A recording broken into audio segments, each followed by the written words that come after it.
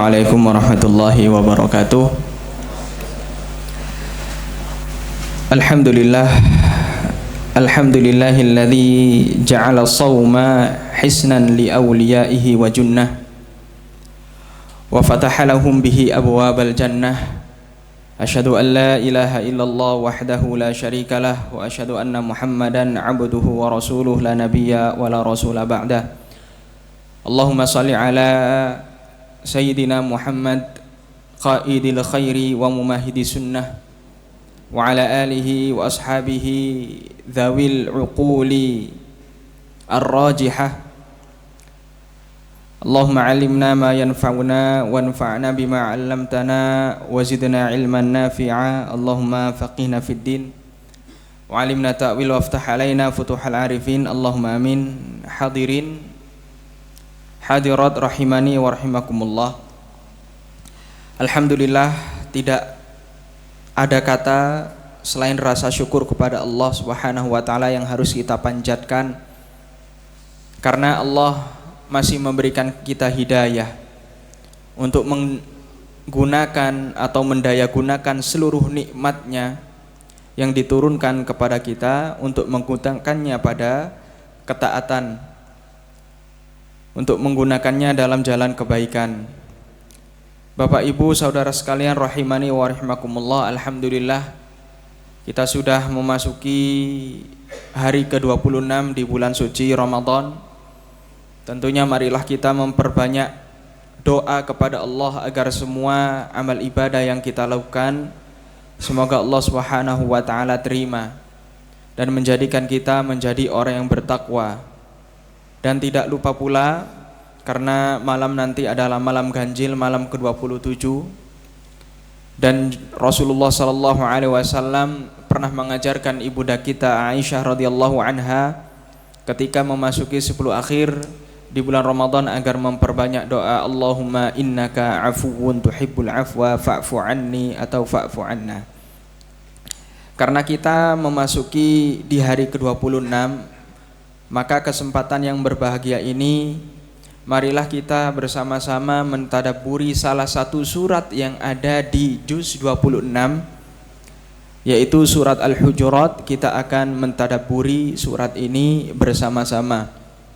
Surat Al-Hujurat, Bapak Ibu saudara sekalian rahimani wa rahimakumullah, salah satu surat yang memuat di dalamnya adab, yang berbicara secara lengkap tentang adab. Adab kepada Allah Subhanahu wa taala, adab kepada Rasulnya, adab kepada kaum mukminin, adab kepada manusia secara umum. Allah Subhanahu wa taala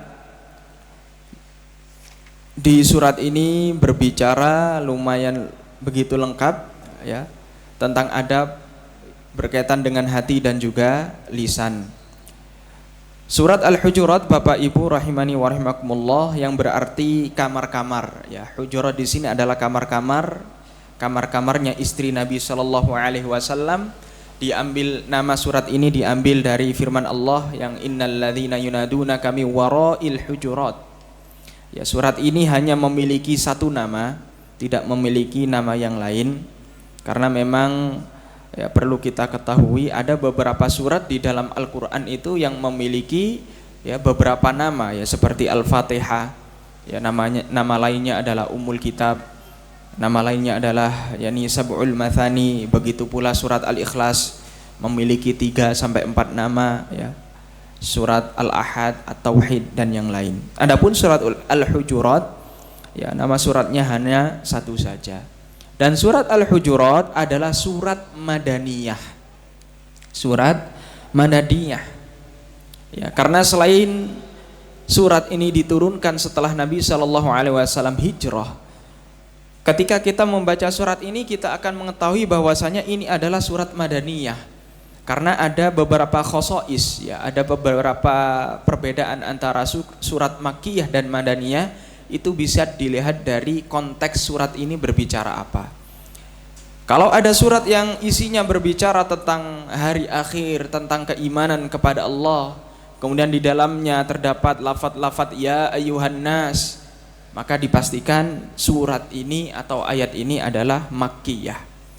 Tapi kalau misalkan surat atau ayat ini berbicara tentang akhlak, berbicara tentang muamalah, berbicara tentang syariah, dan juga uslub ayatnya menggunakan ya ayyuhalladzina amanu, maka kata para ulama ahli tafsir ini merupakan surat atau ayat madaniyah. Ya. Yang mana di surat Al-Hujurat ini terdapat uslub ya ayyuhalladzina amanu sebanyak 5 kali. Ya. Hampir mayoritas para ulama semuanya sepakat bahwasanya dari ayat 1 sampai ayat 18, yakni surat Al-Hujurat ini diturunkan setelah Nabi SAW hijrah, kecuali 1 ayat ya sebelum terakhir yang ya ayyuhan nas. Memang ada khilaf di kalangan para ulama apakah ayat ini madaniyah atau makkiyah, tetapi mayoritas ulama tetap mengatakan madaniyah. Allah Subhanahu wa taala mengawali surat Al-Hujurat ini bismillahirrahmanirrahim, ya ayyuhalladzina amanu la tuqaddimu baina yadayillahi wa rasulih wattaqullaha innallaha sami'un alim. Ya ayyuhalladzina amanu, wahai orang-orang yang beriman, la tuqaddimu. Ada ulama ahli qiraat yang membaca la taqaddamu, ya. La taqaddamu.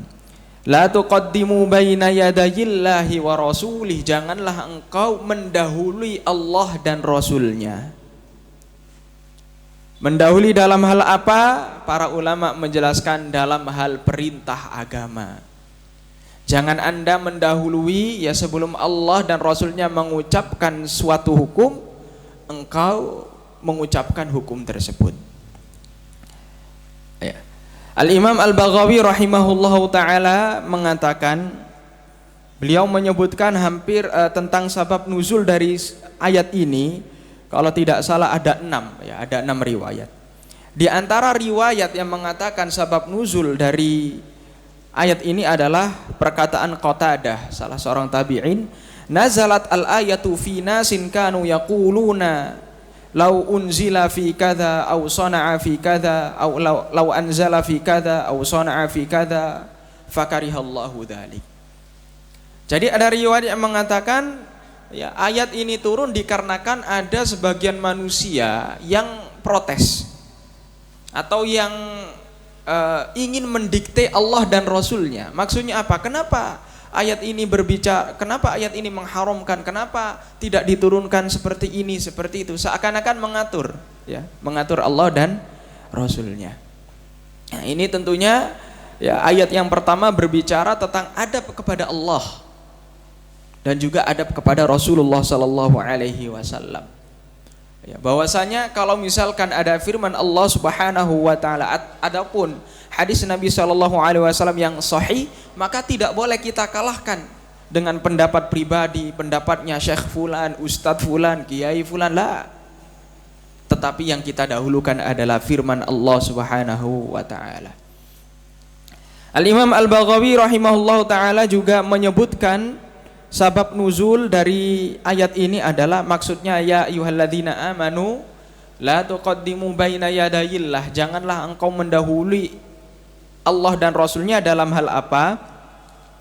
Dalam hal masalah ketika Idul Adha. Jadi ada satu hadis yang diriwayatkan dari Jabir, annahu fi dzabhi yaumal adha, Nabi pernah bersabda, la tadbahu qabla an yadbahan nabi. Wa dzalika anna nasan dzabahu qabla salatin nabi sallallahu alaihi wasallam fa amarahum an yu'idu adzabha, kata Imam Al-Baghawi. Karena ada sebagian manusia ya di zaman Nabi itu ketika Idul Adha mereka menyembelih sembelihannya sebelum Nabi salat. Nah, itu janganlah engkau mendahului Allah dan Rasulnya dalam hal apa? Dalam menyembelih hewan kurban.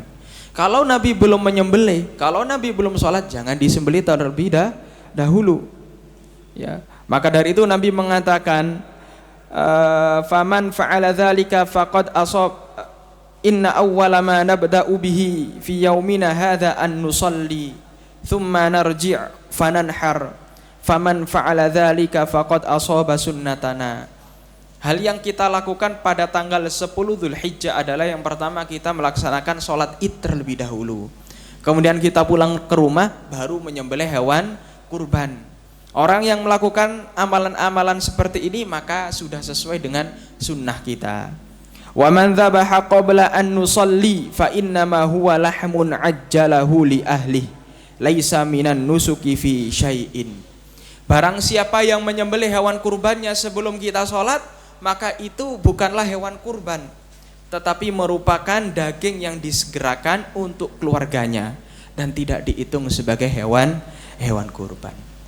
Nah, itu salah satu riwayat tentang sabab nuzul ayat ini. Kemudian Al-Imam Al-Baghawi rahimahullah ta'ala juga menyebutkan sabab nuzul dari ayat ini. Jadi Bapak Ibu saudara sekalian rahimani wa rahimakumullah, menurut para ulama ahli tafsir, surat Al-Hujurat ini diturunkan pada tahun ke-9 Hijriyah.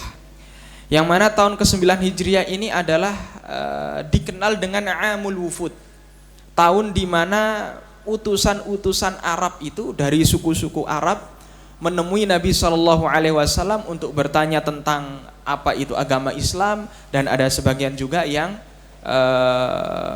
memproklamirkan keislaman mereka. Jadi ada Bani Tamim, ada satu kabilah di Jazirah Arab yang bernama Bani Tamim. Annahu qadima raqbun min Bani Tamim ala Nabi SAW. Jadi ada satu kabilah Bani Tamim yang mendatangi Rasulullah SAW. Nah, maka Abu Bakar yakni memberi saran kepada Nabi, ya Nabi Allah, amir al-Qaqa. Ya Rasulullah, jadikan Qaqa sebagai pemimpin Bani Tamim ini. Ya. Kemudian Umar berkata, bal amir al-Aqra' bin Habis. Jangan ya Rasulullah, tapi jadikan al-Aqra' bin Habis sebagai pemimpin. Kemudian Abu Bakar mengatakan kepada Umar, ma arota illa khilafi. Kamu ngomong seperti ini kan pengen menyelisihi saya. Ya kan, kamu usul yang dijadikan pemimpin itu Aqra' bin Habis itu kamu ingin beda dengan saya. Kamu ingin menyelisih saya, kata Abu Bakar. Qala Umar, dan Umar menjawab, ma aratu khilafaka. Saya enggak pengen berselisih denganmu. Fatama roya. Akhirnya dua sahabat mulia ini berdebat antara Abu Bakar dan Umar. Berdebat sampai suara mereka meninggi hingga Allah Subhanahu wa taala menurunkan ayat ini. Ya ayyuhalladzina amanu la tuqaddimu baina yadayillahi wa rasuli. Wahai orang yang beriman, beradablah di hadapan Rasul. Rasul belum memutuskan siapa-siapa, tapi Abu Bakar dan Umar sudah menunjuk satu nama. Yang mana kata para ulama, ini mungkin kurang beradab. Kurang beradab di hadapan Nabi sallallahu alaihi wasallam. Ya ayyuhalladzina amanu la tuqaddimu baina yadayillahi wa rasulih. Wattaqullah, dan bertakwalah kepada Allah.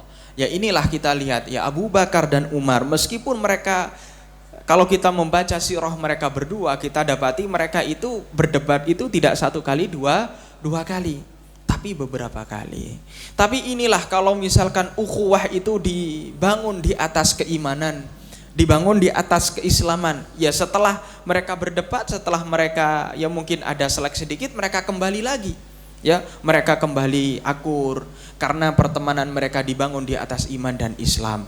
Ini menjadi pelajaran bagi kita, Bapak Ibu saudara sekalian. Kalau kita sudah berteman, punya saudara, punya sahabat yang bertahun-tahun bersama dengan kita, kemudian ada masalah sedikit atau masalah besar, kemudian kita memutuskan tali silaturahim dengan sahabat kita, maka ini adalah tidak benar.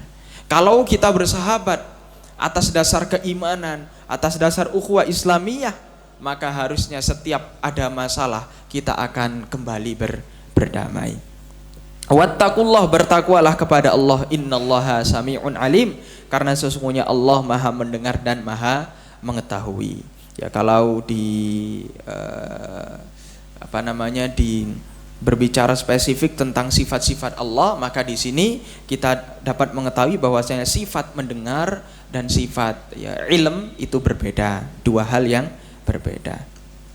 Nah, kemudian ayat selanjutnya, ayat yang kedua, ya ayyuhalladzina amanu la tarfa'u aswatakum fawqa sautin nabi ولا تجهروا له بالقول كجهر بعضكم لبعض أن تحبط أعمالكم وأنتم لا تشعرون. Wahai orang-orang yang beriman, la tarfa'u aswatakum, janganlah engkau mengangkat suara kalian di atas suaranya Nabi, dan janganlah engkau berteriak-teriak. Ya, al-jahr itu berteriak-teriak.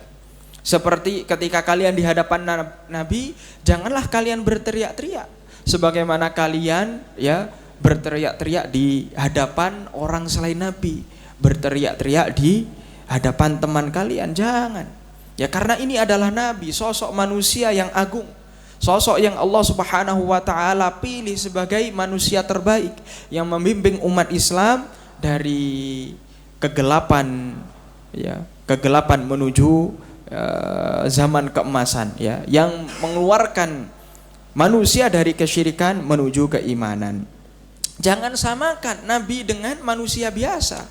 Ya, kalau ngomong sama Nabi, ya pelankan suara kalian. Kenapa? Antahbata a'malukum wa antum la tash'urun. Ya, kalau ketika kalian mengangkat suara kalian, dikhawatirkan amalan kalian itu akan tahbata, itu akan gugur. Wa antum la tash'urun, sementara kalian tidak merasa. Nah, di sini ada beberapa iskal, Bapak Ibu saudara sekalian rahimani wa rahimakumullah. Ya, menurut keyakinan Ahlus Sunnah wal Jamaah, amal seseorang itu akan gugur, akan habis itu ketika melakukan kekufuran. Nah, pertanyaannya adalah apakah hanya dengan mengangkat suara saja itu termasuk kekufuran sehingga menghanguskan semua amalan yang kita kerjakan? Ya. Jadi ketika ada sahabat yang mengangkat suaranya, apakah lantas otomatis pahalanya akan hangus? Nah, di sini Al-Imam Al-Alusi dan Al-Imam Thahir bin Ashur rahimahumallahu ta'ala mengatakan, ya, ada perbedaan dari antahbata. Ya, an itu kalau di pelajaran nahwu itu sebenarnya ada lam takdir. Jadi li'an, ya, li'an tahbata a'malukum, li'an tahbat. Nah, lam di dalam bahasa Arab, ya, ada namanya lam ta'lil, ada namanya lam sayrurah. Ada lam sayrurah. Ya, kalau lam ta'lil li'an tahbata, ya, kita maknai sebagai lam ta'lil itu ya seperti tadi. Kalau kita amalan kita akan habis karena apa? Karena kita mengangkat suara kita di hadapan Nabi Shallallahu Alaihi Wasallam. Tapi kata Al-Imam Al-Alusi, lam di sini ada lam sayrurah. Lam sayrurah itu apa? Sehingga atau menjadi. Ya, seperti di surat Al-Qasas itu ketika Allah Subhanahu wa taala menceritakan Nabi Musa dihanyutkan di Sungai Nil itu kan, faltaqatahu ala Lut, ya, yang di akhir ayatnya liyakuna aduwwa wa hazana. Ya, untuk menjadi. Ya, untuk menjadi. Maksudnya Nabi Musa itu ketika dipungut oleh Firaun, apakah bayi Musa yang kecil itu menjadi musuh saat itu? Jawabannya tidak. Tapi nanti ketika Nabi Musa menjadi dewasa. Nah, Al-Imam Al-Alusi rahimahullah ta'ala juga mengatakan demikian. Sebenarnya ya, yang membuat amalan kalian hangus itu bukan karena aswat, ya, kalian mengangkat suara. Tapi nanti ketika kalian sudah terbiasa mengangkat suara kalian di hadapan Nabi, ya, kalian akan mulai berani berteriak di hadapan Nabi. Ketika kalian sudah berani berteriak di hadapan Nabi, kalian akan mulai berani membantah Nabi. Ketika kalian sudah mulai membantah Nabi, kalian tidak akan menerima apa yang Nabi SAW perintahkan. Antahbata a'mana. Disitulah, ya, amalan kalian akan hangus. Nah, kalau kita membandingkan dengan zaman sekarang, Bapak Ibu rahimani wa rahimakumullah, sangat kejadian.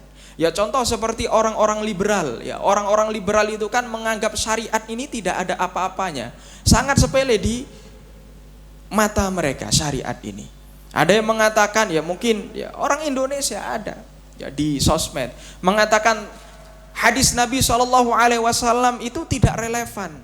Kenapa? Ketika Nabi SAW mentafsirkan ayat-ayat Al-Quran ini sesuai dengan keadaan 1400 tahun yang lalu. Sementara zaman sekarang ya sudah berbeda. Harusnya tafsir zaman sekarang adalah tafsir ya zaman sekarang. Ya, ini kan kurang ajar. Nah, inilah yang dimaksud dengan ya ayyuhalladzina amanu la tarfa'u aswatakum.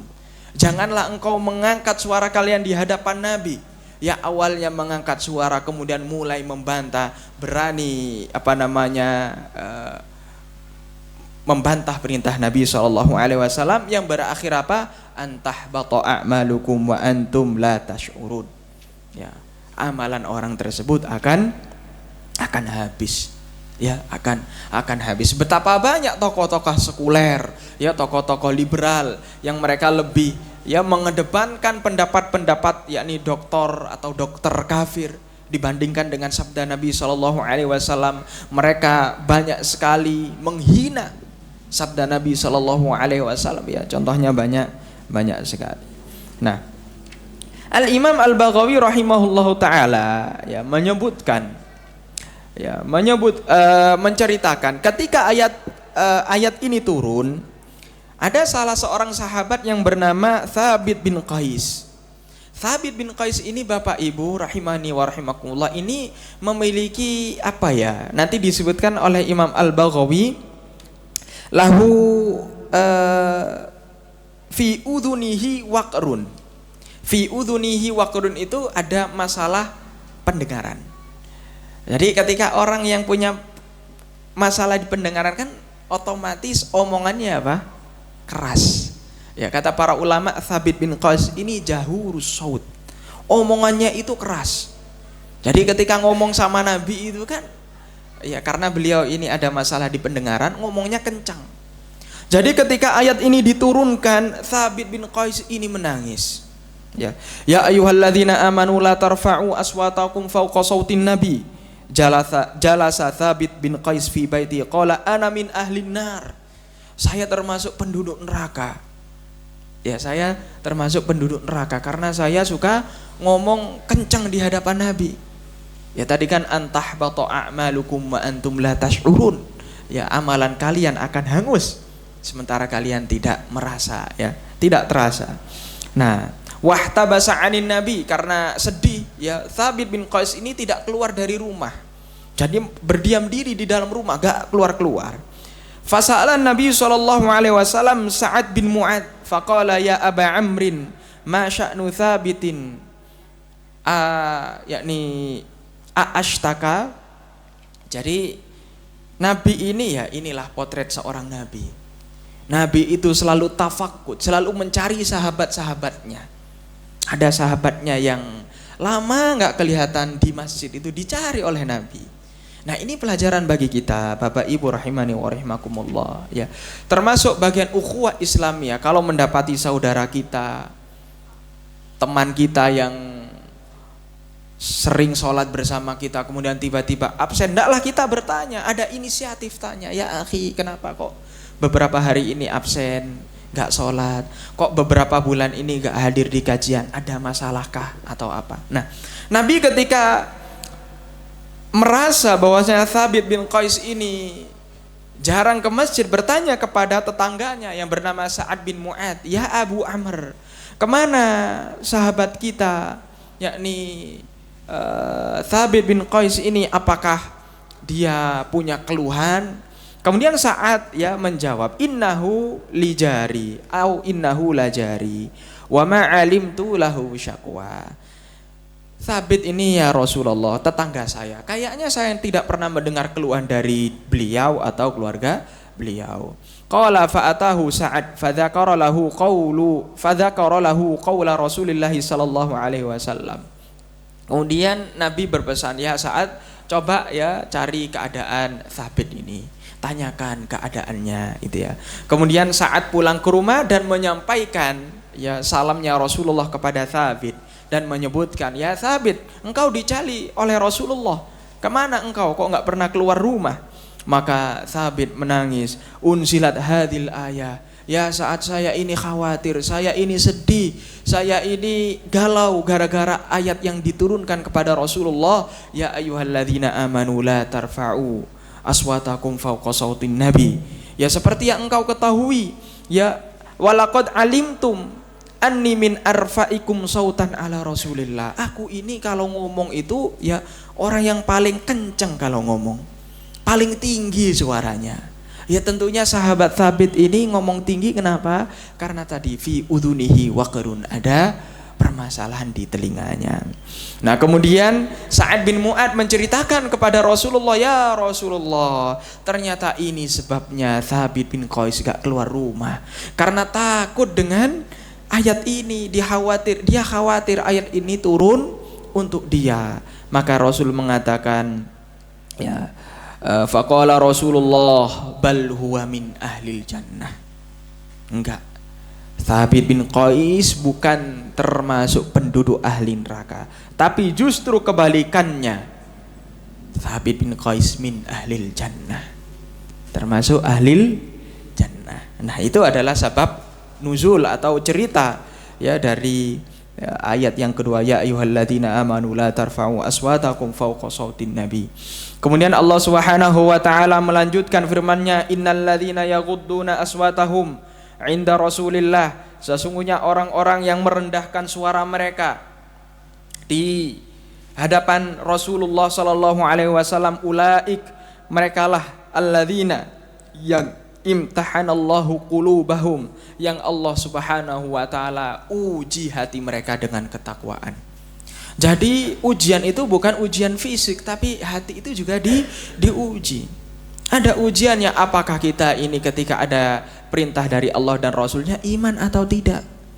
Ya itu ujian hati. Jadi kurang tepat kalau ada saudari kita, ya ukhti, ayo berhijab. Oh enggak, hijab itu enggak penting, yang penting ya hatinya yang dihijabi. Nah ini termasuk ya hatinya yang diuji oleh Allah. Termasuk yang enggak lolos, justru hatinya yang tidak lolos ujian. Orang kaum muslimah diperintahkan untuk menutup aurat, kok malah ya berkelit dengan enggak masalah, enggak berhijab, yang penting hatinya berhijab. Ulaikal ladzina imtahanallahu littaqwa.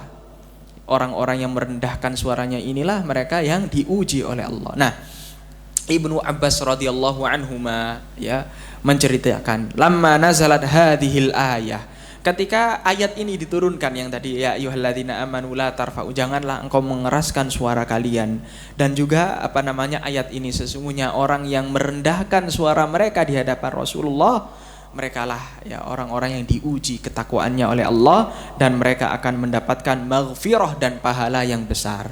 Mulai sejak saat itu Abu Bakar, kata Imam Al-Baghawi, kana Abu Bakrin la yukallimu Rasulullahi illa ka akhis siror.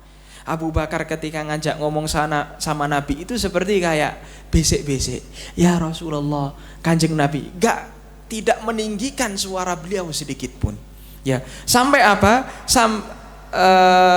Sampai juga Umar juga mengikuti demikian. Kata Ibnu Zubair, kata Abdullah bin Zubair, lamma nazalat hadhil ayah, ma haddatha Umaru an-nabiyya sallallahu alaihi wasallam ba'da dzalik. Fayasma'un nabiyyu sallallahu alaihi wasallam kalamahu hatta yastafhimahu. Begitu pula Umar. Ketika turun ayat ini tiba-tiba ngomongnya sama Nabi itu pelan ya. Padahal kita tahu Umar itu kan termasuk sahabat Nabi yang tegas, yang pemberani ya. Kalau ngomong itu tegas. Tapi ketika tuh ayat ini turun, ngomongnya itu pelan, seperti bisik-bisik. Hatta yastafhimahu. Sampai Rasul itu ya bertanya kepada Umar, ya Umar, kamu ini ngomong apa? Saking pelannya. Hatta yastafhimahu mimma yukhfidu sautahu. Gara-gara saking pelannya Umar, sampai Nabi itu, ya Umar, kamu ini ngomong apa? Aku nggak dengar. Coba ya keraskan lagi suaramu ya. Inilah ya para sahabat. Para sahabat radhiyallahu taala anhum, ketika turun satu ayat, satu sabda dari Nabi, para sahabat enggak pernah ini wajib atau sunnah. Ya, wa ma atakumur rasulu fakhudhuhu wa ma nahakum anhu fantahu.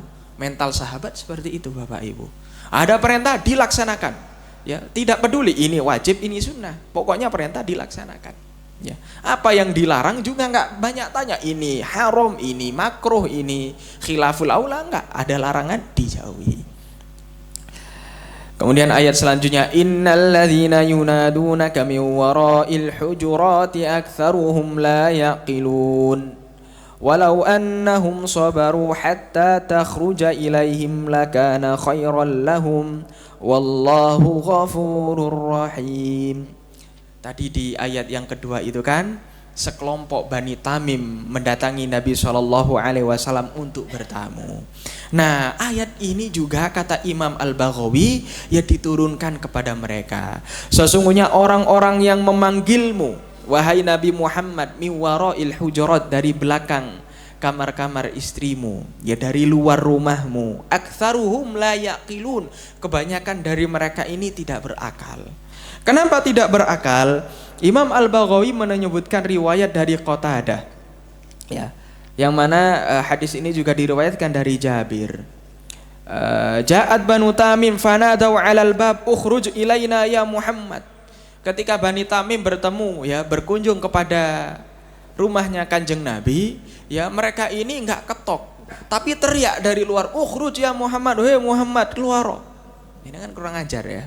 Ya gak usah Nabi, kalau kita aja dipanggil, weh isu keluar dari rumah, ya gak bakal saya buka ya pintu rumah saya. Nah ini Nabi yang di manusia paling agung, manusia yang paling berjasa oleh Bani Tamim, ya memang harus dimaklumi. Kenapa Bani Tamim melakukan seperti ini? Karena mereka ini Badui, orang Badui yang belum pernah belajar adab sebelumnya. Maka dari itu Bapak Ibu rahimani wa rahimakumullah, kalau kita ingin mengukur kadar akal seseorang, kita ukurnya itu dari adab. Kalau adab orang ini bagus, maka akalnya bagus. Kalau adab orang ini buruk, maka akalnya buruk. Ya, apalagi sekarang zaman sosmed, kalau kita ingin melihat apakah orang ini berakal atau tidak, ya kita lihat komen-komenannya seperti apa di sosmed, ya statusnya seperti apa, ucapannya ketika berkomentar di sosial media seperti apa, itu menunjukkan akal seseorang.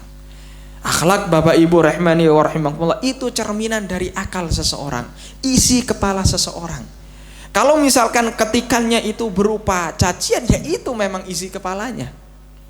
Ya maka dari itu Allah Subhanahu wa taala tegur Bani Tamim ini, aktsaruhum la yaqilum, sebagian besar dari mereka tidak berakal. Ya karena itu kurang ajar. Ya, ukhruj ya Muhammad, keluar wahai Muhammad. Ya, di riwayat yang lain karena memang waktu itu Nabi Muhammad sedang qailulah, sedang tidur siang. Sudah tidur siang, tidak ketok-ketok, justru diteriaki dari luar. Nah, tidak sampai di situ saja.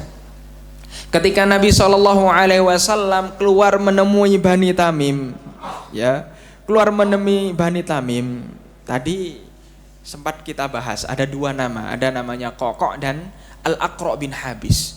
Nah, Al-Aqra' bin Habis ini ya mungkin ya sebagai ketua rombongan, ya berkata kepada Nabi Muhammad, ya Muhammad, inna madhana zainun wa dhammana syainun. Ya. Ukhruj ya Muhammad, inna madhana zainun wa dhammana syainun. Jadi yang ngomong ini satu orang, yaitu Al-Aqra' bin Habis ini. Wahai Muhammad, keluar rumah kamu, sesungguhnya pujian kami ini mendatangkan kebaikan dan celaan kami mendatangkan keburukan. Jadi Bani Tamim ini menganggap Rasulullah itu seperti raja-raja pada umumnya. Ya kan, kalau raja atau penguasa kalau dipuji-puji itu kan seneng kan, dipuji Pak Fulan, oh begini. Jadi mereka memperlakukan Nabi itu seperti raja. Kalau Nabi Muhammad dipuji, oh itu suatu kemuliaan. Tapi kalau diejek, oh ini satu kehinaan. Maka Nabi SAW keluar dari rumahnya mengatakan, innama dzalikumullah. Yang pujiannya itu mendatangkan kebaikan dan celaannya mendatangkan kehinaan itu cuman Allah. Adapun kalian gak ngefek. Mau kalian puji saya 1000 kali nggak ngefek. Kalau misalkan di sisi Allah kita ini hina, ya sudah, tidak akan mengangkat derajat kita. Tapi kalau misalkan meskipun satu dunia menghina kita, mencaci kita, tapi kalau Allah Subhanahu wa taala menganggap diri kita yang benar, maka semua celaan itu tidak ada apa-apanya. Maka dari itu Nabi mengatakan, innama dzalikumullah. Yang celaan dan pujiannya itu yang mendatangkan manfaat dan madarat itu hanya Allah. Ya jangan ya samakan. Ya jangan samakan Nabi dengan raja-raja biasa. Ya. Nah, ketika Allah Subhanahu wa taala. Nah, ini ada detail yang sangat menarik. Ya, tadi Allah Subhanahu wa taala menggunakan lafadz yunadunaka. Ya, kalau di bahasa Arab itu yunadunaka itu yang memanggil itu bukan satu orang, tapi hum, lebih dari satu orang. Padahal di riwayat yang ngomong seperti itu hanya satu saja, Al-Aqra' bin Habis. Kata para ulama menjelaskan, kenapa? Karena meskipun kita diam, selama kita muwafaqah, setuju atas kemungkaran, maka kita juga dihukum atas kemungkaran tersebut. Maka dari itu ketika Nabi Soleh, kaumnya Nabi Soleh ya, menyembelih ya, Allah Subhanahu wa taala menyebutkan di dalam Al-Qur'an itu fa'aqaruha. Kaum Nabi Soleh menyembelih onta Nabi Soleh. Padahal di riwayat itu yang menyembelih itu hanya satu orang yang bernama Salif bin Qudar. Tetapi karena muwafaqah, karena mereka sepakat atas satu kemungkaran, Allah anggap ya mereka satu kesatuan, satu pelaku. Maka dari itu yunadunaka. Kemudian Allah mengatakan aktsaruhum la yaqilun. Nah, ini juga detail yang sangat bagus. Allah Subhanahu wa taala ketika mengatakan mereka ini kurang ajar terhadap Nabi, Bani Tamim ini, sebagian besar dari mereka ini tidak berakal. Allah Subhanahu wa taala tidak mengatakan jami'uhum, tidak mengeneralisir, tidak memukul rata, karena bisa jadi ada 1-2 orang dari Bani Tamim ini yang berakal, yang mungkin tidak setuju yang dilakukan oleh Al-Aqra' bin Habis. Nah, ini menjadi pelajaran bagi kita Bapak Ibu sekalian. Kita itu tidak boleh memukul rata dalam menghukum satu kaum. Misalkan suku A, oh seperti ini, oh memang kelakuannya suku A seperti ini, tidak boleh. Karena kita tidak tahu, ya mungkin bisa jadi di antara suku A itu ada orang soleh, ya, yang mana kita akan nanti dihisab atas perkataan kita. Ya, karena memukul rata atau mengeneralisir, ya bahwasanya Bani Fulan, suku Fulan, negara Fulan itu kayak gini, oh tidak boleh. Karena Allah Subhanahu wa taala sendiri saja mengatakan aktsaruhum, sebagian besar mereka. Ya, jadi kalau kita katakan oknum, ya nggak apa-apa. Oknum dari satu instansi nggak apa-apa. Tapi kalau misalkan semua instansi ini rusak, semua instansi ini bejat, oh nggak boleh. Karena itu namanya mengeneralisir. Kita memukul rata, bisa jadi ada orang-orang soleh di dalam instansi tersebut. Ya, aktsaruhum la yaqilun. Nah, walau annahum sabaru, kalau seandainya mereka mau sabar sebentar saja, hatta takhruja ilaihim, sampai engkau Nabi Muhammad keluar kepada mereka, lakana khairal lahum, itu yang terbaik.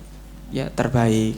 Kalau mereka ya beradab sedikit, menunggu Nabi SAW keluar rumah tanpa perlu berteriak-teriak, itu lebih baik. Allah mengatakan wallahu ghafurur rahim, dan Allah Maha pemaaf dan pemurah.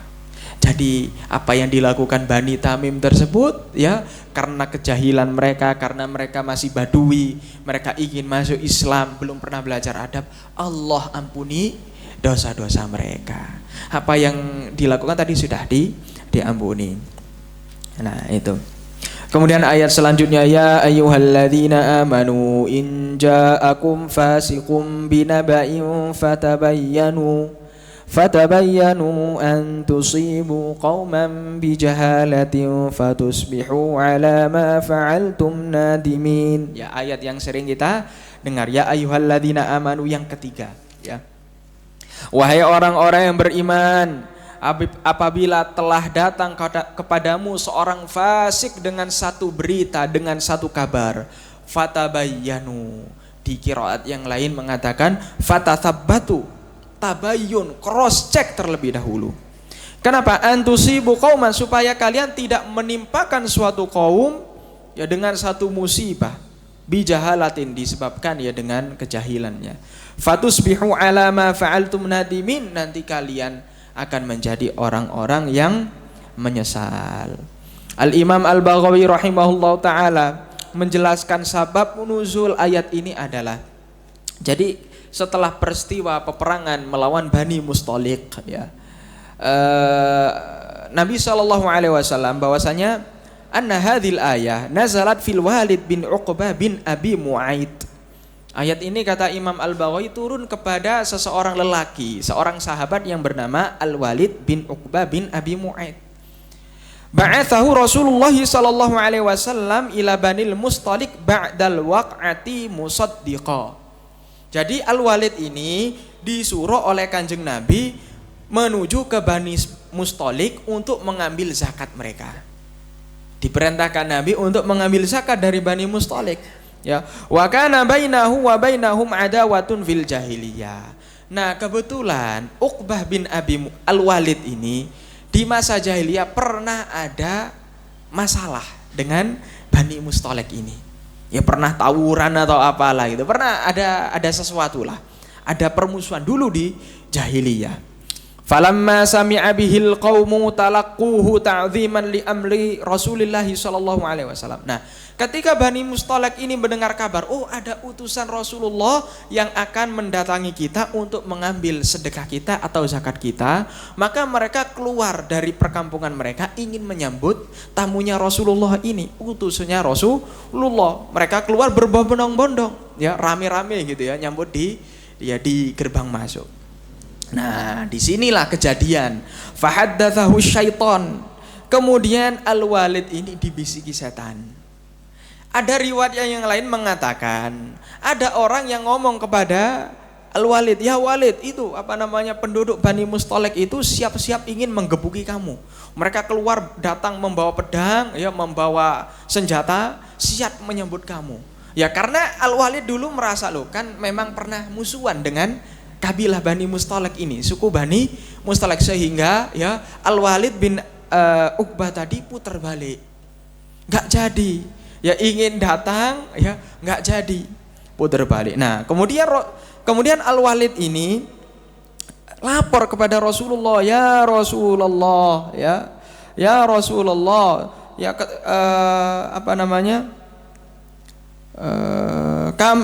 ya Rasulullah, saya tadi mendengar bahwasanya Bani Mustalik akan mengeroyok saya. Maka dari itu saya pulang kembali. Wah, Rasulullah Shallallahu alaihi wasallam marah mendengar kabar tersebut.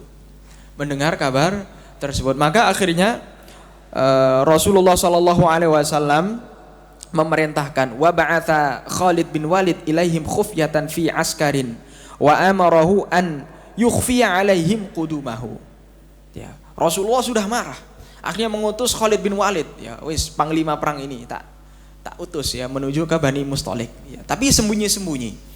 Nah, sebelum Khalid bin Walid ini pergi oleh Rasul dipesani, ya Khalid, coba lihat keadaan mereka, apakah mereka masih melaksanakan sholat, apakah mereka masih beriman kepada Allah dan Rasulnya.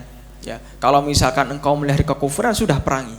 Tapi kalau misalkan mereka masih beriman ya sudah jangan perangi. Fa in ra'aita minhum ma yadullu ala imanihim fakhudh minhum zakata amwalihim. Kalau kamu melihat mereka masih beriman, ambil zakat dari mereka. Kalau misalkan kamu melihat kekufuran, ya fasta'mil fihim ma yusta'malu fil kuffar. Perangi seperti engkau memerangi orang kafir. Fa fa'ala dzalika Khalidun wa wafahum fasami'a minhum adzana salatai al-maghrib wal isya. Nah, ketika Khalid bin Walid tadi itu menyusup di perkampungan mereka, oh Khalid bin Walid mendengar azan maghrib dan isya, ya azan maghrib dan isya menunjukkan ya bahwasanya Bani Mustalik masih beriman. Maka kemudian ketika Bani Mustalik ini mendengar desas-desus ya tentang fitnah tadi itu, akhirnya mereka mendatangi Rasulullah, ya Rasulullah, kami ini keluar rame-rame itu bukan ingin membunuh atau ingin mengeroyok Al-Walid bin Uqbah, tapi kami ingin menyambut. Maka dari itu Allah Subhanahu wa taala menurunkan ayat ini. Ya ayyuhalladzina amanu in ja'akum fasiqum binaba'in fatabayyanu.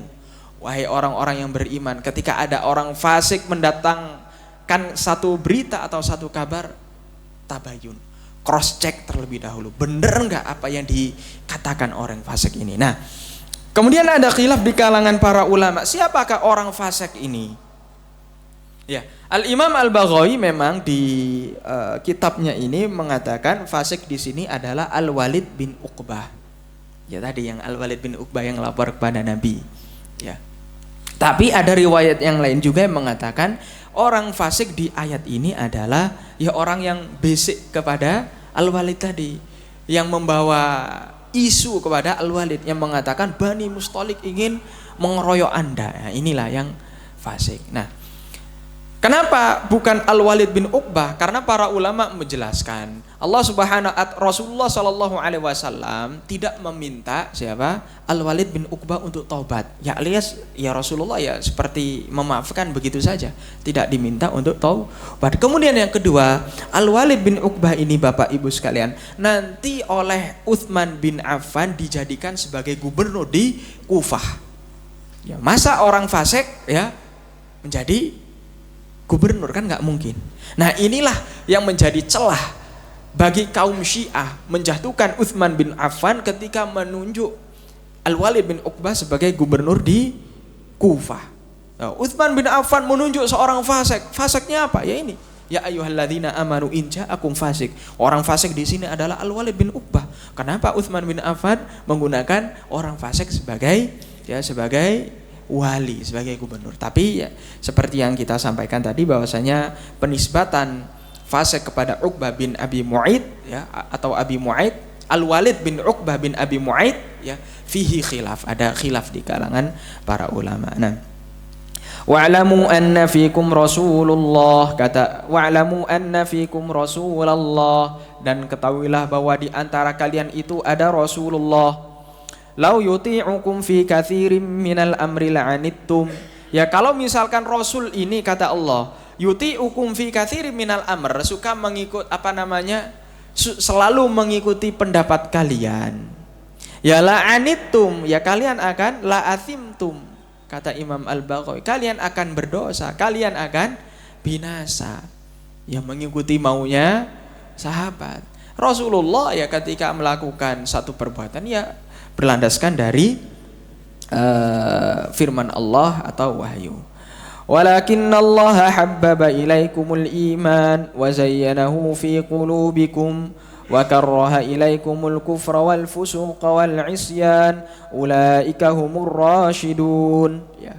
Akan tetapi Allah Subhanahu wa taala lebih menjadikan kalian ini taat kepada Rasulullah.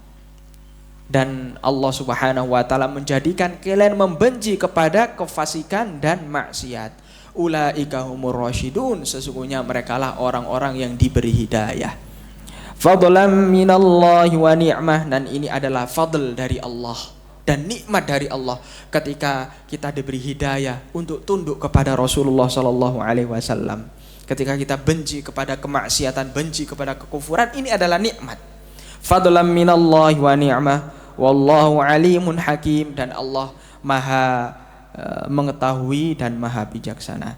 Kemudian dilanjutkan ayat selanjutnya, wa in ta'ifatani minal mu'minina qatatalu fa aslihu bainahuma fa in baghat ihdahuma 'alal ukhra faqatilul lati tabghi hatta tafi'a ila amrillah fa in fa'at fa aslihu bainahuma bil 'adli wa aqsitu innallaha yuhibbul muqsitin. Nah, ini berbicara tentang satu permasalahan. Wa in ta'ifatani, kalau misalkan ada dua kelompok orang mukmin, minal mukminin, dari mukminin, iqtatalu, mereka saling berperang, fa aslihu bainahuma, maka damaikan di antara kedua kelompok ini. Ayat ini Bapak Ibu rahimani wa rahimakumullah merupakan bantahan terhadap kelompok menyimpang, ya kelompok Khawarij, yang mengatakan bahwasanya para pelaku dosa besar itu kafir. Orang yang mencuri kafir, orang yang berzina kafir, orang yang makan riba kafir. Adapun akidah Ahlussunnah wal Jamaah tidak. Ya, itu dosa besar, tapi tidak sampai membuat mereka kafir. Ada orang mencuri, iya mereka dosa besar, tapi tidak sampai derajat kafir. Ada orang yang berzina, ya dia melakukan dosa besar, tapi mereka tidak sampai kafir, tidak keluar Islam. Dalilnya apa? Ayat ini Allah menyebutkan ketika ada dua kelompok mukminin yang sedang berperang. Bapak Ibu rahimani wa rahimakumullah, berperang, saling bunuh-bunuhan, ini kan dosa besar. Tapi Allah Subhanahu wa taala masih menyebut mereka sebagai mukminin. Wa in ta'ifatani minal mu'minina iqtatalu, saling berperang. Maka apa yang harus dilakukan? Fa aslihu bainahuma, maka damaikan kedua kelompok ini. Fa in baghat ihdahuma 'alal ukhra faqatilul lati tabghi hatta tafi'a ila amrillah. Kalau dari kedua kelompok ini ada yang masih ngeyel, ya dinamaikan gak mau, ya kelompok yang ngeyel ini yang diperangi hatta tafi'a ila amrillah, sampai mereka kembali kepada Allah Subhanahu wa taala. Fa in fa'at, ketika kelompok yang ngeyel ini kembali ke jalan Allah, mau didamaikan, Allah mengulangi lagi firman-Nya, fa aslihu, maka damaikan lagi, fa aslihu bainahuma bil adli, maka damaikan dua kelompok ini dengan adil, wa aqsitu, ya, innallaha yuhibbul muqsitin. Allah Subhanahu wa taala yang mencintai orang-orang yang muqsit, orang-orang yang adil. Jadi ayat ini Bapak Ibu rahimani wa rahimakumullah, ya, berbicara tentang ada satu permasalahan di akidah itu tentang al-khuruj ala sultan, ya, memberontak kepada pemimpin. Yang mana kita, ya, harus, ya, teliti dalam masalah al-khuruj ala sultan. Orang yang keluar dari pemerintah itu tidak satu warna, tapi ada beberapa warna. Para ulama membagi al-khuruj ala sultan ini kelompoknya menjadi tiga. Yang pertama al-khawarij, kemudian yang kedua adalah namanya al-bughat, kemudian yang ketiga adalah qutta'ut turub. Yang pertama al-khawarij, ya, ketika mereka keluar dari, ya, memberontak dari pemerintah serta diiringi dengan takfir, mengatakan pemerintah kafir, menteri kafir, ya, orang yang mendukung pemerintah kafir, PNS kafir, orang yang mengikuti demokrasi kafir. Ada nggak seperti ini? Ada. Ini khawarij, dan ini yang diperangi. Ini yang diperangi. Kata Nabi SAW, la in laqituhum la aqtulannahum qatla'at. Kalau misalkan saya masih hidup dan bertemu dengan kelompok-kelompok khawarij ini, saya akan perangi mereka seperti Allah memerangi kaum Ad. Ya, karena apa? Karena khawarij itu mendatangkan kerusakan, mendatangkan kerusakan yang luar biasa pada satu negara Islam, ya, merusak kestabilan negara. Ya, ketika mereka khuruj diiringi dengan takfir, itu khawarij. Nah, kemudian yang kedua ada namanya al-bughat.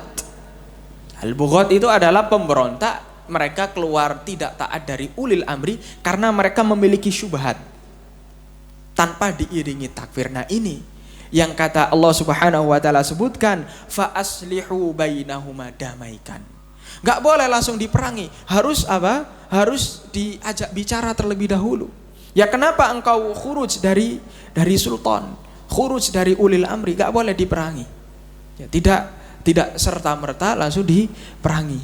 Sama seperti ini Bapak Ibu rahimani wa rahimakumullah. Kita sepakat bahwasanya demo itu al-mudzaharah termasuk perbuatan yang mungkar. Ya, karena banyak kemungkaran di situ di dalam demo. Tapi bukan berarti kita menghukumi mereka sebagai pemberontak yang darahnya dihalalkan, enggak. Mereka masih mukmin. Allah Subhanahu wa taala menyebutkan wa in ta'ifatani minal mu'minina qatatalu. Ya, orang demo tetap tidak boleh, darahnya tidak boleh ditumpahkan. Ya. Karena ketika peristiwa Ali bin Abi Thalib naik menjadi khalifah, itu kan ada peristiwa namanya perang Siffin dan perang Jamal, di mana, ya, Muawiyah bin Abi Sufyan enggan membaiat kepada Ali. Nah, para ulama menyebutkan, ya, Muawiyah ini ahlul baghi, ya, pemberontak. Tapi pemberontaknya tidak disertai dengan takfir kepada Ali, enggak. Kenapa Muawiyah bin Abi Sufyan tidak mau berbaiat kepada Ali? Ya, Muawiyah karena ada syubhat. Bukannya kami tidak mau berbaiat, tapi tolong, ya, kisoslah terlebih dahulu para pembunuhnya Utsman, baru kami mau berbaiat. Ya, jadi waktu Ali naik menjadi khalifah, ya, ini kalau berbicara tentang perang Jamal, perang Siffin, ya, membutuhkan, ya, sesi khusus, ya. Jadi karena memang suatu di saat Ali menjadi khalifah itu keadaan politik itu tidak stabil. Jadi pembunuh Utsman bin Affan itu yang membunuh itu dari banyak kabilah. Dari banyak kabilah, bukan cuma 1-2 orang, dari banyak kabilah. Kenapa Ali bin Abi Thalib tidak segera yang mengkisos atau mencari pembunuh-pembunuhnya Utsman atau mengeksekusi langsung pembunuhnya Utsman. Karena itu tadi dari banyak kabilah. Kalau misalkan semua pembunuh Utsman itu dieksekusi saat itu akan melahirkan kekacauan lagi. Ya kabilah-kabilah Arab tidak terima, akan terjadi pergeseran kekuasaan. Maka dari itu Ali bin Abi Thalib tidak mau ya mengeksekusi pembunuh Utsman saat itu. Tunggu dulu, tunggu keadaan stabil. Ketika keadaan stabil, semua bisa dikendalikan, baru kita cari nih siapa pembunuhnya Utsman satu-satu. Nah, sementara kubunya Muawiyah radhiyallahu anhu enggak. Pokoknya pembunuh Utsman harus diadili. Selama kubunya Utsman tidak diadili, kami tidak berbaiat. Akhirnya terjadilah perang Siffin. Nah, ketika perang Siffin ini apa? Ya, Ali bin Abi Thalib pernah ditanya fi qitali ahlil baghi an ahlil jamal wa Siffin amusyrikunahum, akah mereka ini orang-orang musyrik yang halalnya, yang darahnya dihalalkan? Maka Ali bin Abi Thalib mengatakan la minasyirki farru. Justru orang-orang kubunya Muawiyah ini dari kesyirikan mereka lari. Faqila amunafiqunahum, apakah mereka ini orang-orang munafik? Qala la innal munafiqina la yadhkuruna Allah illa qalila. Orang munafik itu yang tidak berzikir kepada Allah kecuali sedikit. Sementara kubunya Muawiyah enggak, mereka ini orang ahli ibadah, ahli zikir, sangat jauh dari sifat orang-orang munafikin. Kemudian kalau begitu lantas apa keadaan mereka? Famahaluhum, Khalifah Ali bin Abi Thalib mengatakan, hum ikhwanuna baghaw alaina. Mereka adalah saudara-saudara kami yang melampaui batas kepada kami. Maka dari itu Allah Subhanahu wa taala menyebutkan innamal mu'minuna ikhwah. Sesungguhnya kaum mukmin, antara satu mukmin dengan mukmin yang lain itu adalah saudara. Fa aslihu baina akhwaikum. Allah ulangi lagi, damaikan pertikaian yang terjadi di antara kaum mukmin. Wattaqullaha la'allakum turhamun, dan bertakwalah kepada Allah ya, agar kalian dirahmati oleh Allah. Kemudian Allah Subhanahu wa taala melanjutkan firman-Nya ketika tadi sudah disebutkan satu kaidah, sesungguhnya kaum mukminin itu ikhwah, maka Allah menyebutkan beberapa permasalahan. Beberapa masalah yang menyelisih kaidah ini. Setiap perkara yang menghancurkan tali persaudaraan kaum muslim, maka perkara tersebut adalah haram. Fakullul umur al-muaddiyah ila ibtal al-ukhuwah fahiya muharramah. Setiap perkara yang memutuskan ukhuwah, maka itu perkara yang haram. Dan kebalikannya, fakullul umur al-muaddiyah ilal ukhuwah fahuwa masyru'ah. Setiap perkara yang semakin merekatkan antara saudara dengan saudara yang lain, itu adalah perkara yang dianjurkan. Maka dari itu Nabi SAW mengatakan ya, la tahqiranna minal ma'rufi syai'a walau antalqa akhaka biwajhin talaqin. Jangan sekali-kali meremehkan perbuatan baik sekecil apapun, meskipun engkau ya, perbuatan baik itu berupa apa? Bertemu dengan saudaranya dengan wajah berseri-seri. Ketika kita ketemu dengan saudara kita dengan wajah berseri-seri, itu akan menumbuhkan apa? Rasa mahabbah di antara kaum mukminin. Namun kebalikannya, setiap perkara yang mendatangkan perpecahan di antara kaum mukminin, maka itu adalah perkara yang haram. Maka dari itu Allah mengatakan, ya ayyuhalladzina amanu, wahai orang-orang yang beriman, la yaskhar qaumum min qaumin asa ayyakunu khairam minhum. Janganlah satu kaum di antara kalian mencela atau menghina kaum yang lain. Asa ayyakunu khairan minhum, karena bisa jadi kaum yang diejek ini, yang kita rendahkan ini adalah justru yang lebih baik di antara kita, lebih baik dari kita. Ya. Wala nisa'um min nisa'in asa ayyakunna khairam minhun. Begitu pula janganlah kelompok wanita ya mencela wanita yang lain.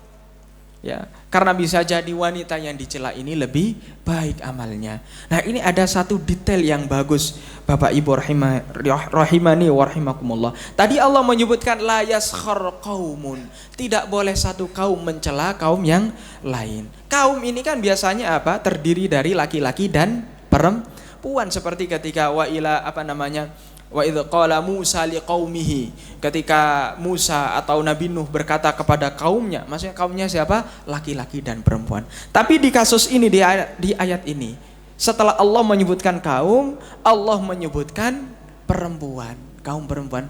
Kenapa demikian? Al-Imam Al-Qurtubi rahimahullah ta'ala mengatakan, afroda an-nisa bidzikri li anna sukhriyata minhunna akthar. Imam Al-Qurtubi mengatakan, kenapa Allah mengkhususkan menyebutkan wanita di sini?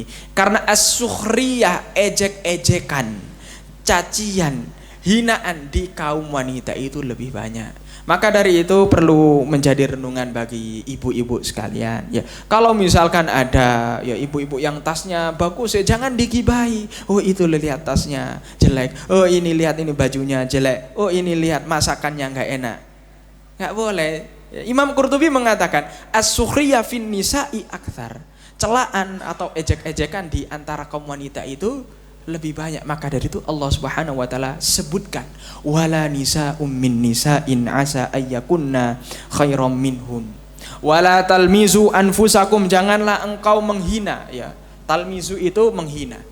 Anfusakum, diri kalian masing-masing. Ini juga ada detail yang sangat bagus. Kenapa Allah Subhanahu wa taala menyebutkan anfusakum bukan bainakum? Janganlah kalian menghina diri-diri kalian. Allah tidak mengatakan bainakum, di antara kalian. Karena Allah mengatakan tadi innamal mu'minuna ikhwah. Sesungguhnya kaum mukminin itu satu saudara. Allah Subhanahu, Nabi sallallahu alaihi wasallam kan mengatakan, ya, arwahul mukmin jundun, ya, mujannada, junudun mujannada, bagaikan ya satu kesatuan. Jadi kita dengan kaum mukmin yang lain itu ibarat satu tubuh. Maka dari itu Allah mengatakan wala talmizu anfusakum, janganlah engkau mencela diri kalian. Kalau kita menghina saudara kita, itu sama dengan kita menghina diri kita sendiri. Wala tanabazu bil alqab, dan juga janganlah menyematkan lakob-lakob yang buruk. Bi'salismul fusuqu ba'dal iman, karena seburuk-buruk nama adalah kefasikan setelah iman. Maksudnya apa? Ada kasus ya, ada orang Yahudi atau Nasrani masuk Islam, tapi dipanggil ya, masih dipanggil dengan ya Nasrani, ya Yahudi lah. Nabi mengatakan jangan menyematkan lakob yang buruk, ya. Jangan menyiapkan lakob yang buruk, ya. Begitu pula ya di uruf kita, apa lakob kita yang buruk, gak boleh. Ya fulan apa gitu, ya, dengan panggilan-panggilan yang buruk tidak boleh. Wa man lam yatub fa ulaika mudzalimun, dan barang siapa yang tidak bertobat maka mereka adalah orang-orang yang zalim. Nah, ini ya ayyuhalladzina amanu yang terakhir, yang kelima. Ya ayyuhalladzina amanu jtanibu katsiran minadh-dhanni inna ba'dadh-dhanni itsam. Wahai orang-orang yang beriman, jauhilah dari kalian adh-dhann, prasangka. Kenapa? Inna ba'dadh-dhanni itsmun, karena sebagian dari prasangka itu adalah dosa. Nabi SAW pernah mengatakan iyyakum wadh-dhann, hati-hati kalian dari prasangka, wabil khusus prasangka buruk. Fa inna dhanna akdzabul hadits, karena prasangka itu lebih dusta dari ucapan. Nabi SAW memvonis dari hadis ini menunjukkan bahwasanya orang yang punya prasangka buruk itu lebih buruk dari orang yang berdusta. Nah, kenapa demikian? Para ulama menjelaskan, limadza adh-dhannu ashaddu minal kadzib. Kenapa prasangka itu lebih dahsyat dari bohong? Li'annal kadziba ya'lamu annahu yakdzib. Karena kalau orang yang bohong itu tahu, dia sadar bahwasanya dia sedang berbohong. Tapi kalau orang prasangka buruk, orang ini tidak sadar kalau dirinya salah, padahal dia salah. Maka dari itu Nabi mengatakan fa innadh-dhanna akdzabul hadits. Kemudian setelah itu Allah Subhanahu wa taala wala tajassasu, janganlah engkau mencari-cari kesalahan saudaramu, mencari-cari aib. Kata Imam Al-Baghawi, at-tajassus huwal bahthu an uyubin nas, mencari-cari aib saudaramu. Ya, berawal dari prasangka, suudzon, akhirnya apa? Menimbulkan dicari-cari kesalahan ya saudara kita. Kita lihat profil sosmednya, kita lihat kesalahannya, dicari-cari aibnya. Kemudian setelah itu wala yaghtab ba'dukum ba'dha, janganlah kalian melakukan ghibah di antara kalian. Ayuhibbu ahadukum ayyakula lahma akhihi maitan fakarihtumuh. Apakah di antara kalian ada yang sudi rela memakan bangkai dari saudara kalian? Ya, tentunya fakarihtumuh, kalian enggak mau. Siapa dari kita yang suka makan bangkai? Ya enggak ada. Apalagi bangkai saudara kalian. Kita harusnya lebih jijik. Maka dari itu Allah mengatakan wattaqullah, bertakwalah kepada Allah. Allah Subhanahu wa taala menyebutkan wattaqullah di sini min lawazimit taqwa, termasuk dari konsekuensi kita bertakwa kepada Allah agar menjauhi sifat-sifat adhon, sifat-sifat tajassus, sifat-sifat yakni ghibah. Innallaha tawwabur rahim, sesungguhnya Allah Subhanahu wa taala yakni Maha menerima taubat dan Maha penyayang. Ya. Ya mungkin ini terakhir ya, meskipun kita tidak sampai selesai. Ya ayyuhan nasu inna khalaqnakum min dzakarin wa untha wa ja'alnakum syu'uban wa qabaila lita'arafu. Inna akramakum indallahi atqakum innallaha alimun khabir. Wahai manusia. Nah, ini ada khilaf ulama tadi, apakah ini makkiyah atau madaniyah? Ya, karena menggunakan uslub ya ayyuhan nas, wahai manusia. Tapi mayoritas ulama mengatakan ayat ini juga madaniyah. Sesungguhnya kami menciptakan kalian terdiri dari laki-laki dan perempuan, dan kami jadikan kalian syu'uban, berbangsa-bangsa, wa qabaila, dan bersuku-suku, lita'arafu, agar kalian saling mengenal. Inna akramakum indallahi atqakum. Nah, ini poin yang penting. Sesungguhnya yang paling mulia di antara kalian adalah orang yang bertakwa. Nabi mengatakan innallaha la yanzuru ila suwarikum, Allah tidak melihat rupa kalian, tidak melihat tampang kalian, tapi yang Allah lihat adalah innallaha yanzuru ila qulubikum, yang dilihat oleh Allah adalah hati. Ya. Arab itu bukan jadi jaminan dia lebih mulia. Jawa bukan jadi jaminan dia lebih mulia dari Bugis. Ya, Sunda bukan jaminan ia suku lebih mulia dari suku Betawi. Begitu pula sebaliknya. Yang menjadi patokan, yang menjadi mizan, yang menjadi barometer adalah ketakwaan. Ya, menjadi barometer ketakwaan. Ya. Demikian ya, mungkin dapat ini saja ya, karena waktu sebentar lagi mau berbuka puasa. Demikian yang dapat kami sampaikan ya, tadabbur surah Al-Hujurat, yang mana dari ayat 1 sampai ayat ke-13 ini kita banyak mendapatkan faedah. Ya, kita ulangi lagi bahwasanya surat Al-Hujurat berisikan tentang adab ya, berisi tentang adab kepada Allah. Tadi kita tidak boleh mendahulukan ucapan manusia dari ucapan Allah. Ya, adab terhadap Rasulullah ya. Kita tidak boleh membantah ucapan Rasulullah saat beliau masih hidup ataupun sudah wafat. Ya, hadis-hadis Nabi SAW jangan dibantah. Begitu pula ada akhlak-akhlak terhadap kaum mukminin. Ya, kalau ada kaum mukminin yang bertikai, wajib bagi kita untuk mendamaikan. Kita juga dilarang untuk menghina kaum mukminin yang lain. Ya, karena yang menjadi barometer adalah bukan tampang, bukan rupa, tetapi ketakwaan. Karena bisa jadi orang yang kita ejek, orang yang kita hini, ya statusnya jauh lebih tinggi dan lebih mulia dari Allah Subhanahu wa taala. Dan juga ada perintah untuk menjaga lisan kita dari ghibah, dari menghina, dan juga ada perintah untuk mengatur hati kita agar kita tidak gampang suudzon, agar kita tidak gampang berprasangka buruk kepada saudara-saudara kita. Demikian Bapak Ibu rahimani wa rahimakumullah, semoga kajian singkat ini bermanfaat bagi kita. Kurang lebihnya mohon maaf ya. Adapun ya, kebenaran itu datangnya dari Allah, adapun kekurangan berasal dari al-fakir dan dari syaitan. Aqulu qawli hadza astaghfirullah li wa lakum wa lisairil muslimin fastaghfiruh innahu huwal ghafurur rahim.